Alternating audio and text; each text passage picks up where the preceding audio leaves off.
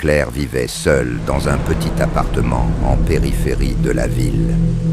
Ces derniers jours, elle avait remarqué de petits détails troublants.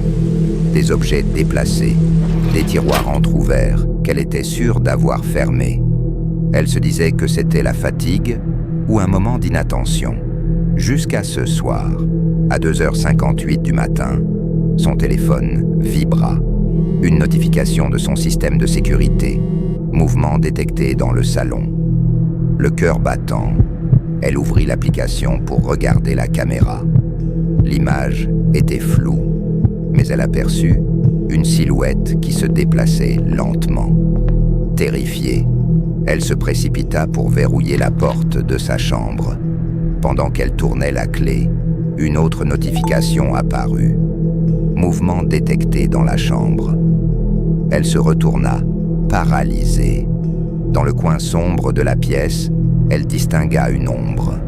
D'un coup, la lumière de son téléphone illumina brièvement un masque. Pas un masque ordinaire, mais un visage humain, cousu grossièrement sur un cadre de cuir.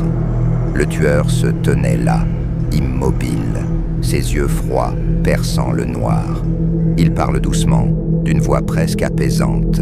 « Tu as été si intéressante à observer, mais ce soir, c'est le dernier chapitre. » Claire tenta de crier, mais une main froide et puissante l'attrapa. Le téléphone tomba au sol, enregistrant une dernière vidéo. Un cri étouffé, suivi du silence. Au matin, les voisins ne remarquèrent aucun détail. La porte de l'appartement était restée entr'ouverte. Ce qu'ils avaient en vue, c'était le corps sans vie de Claire, au sol,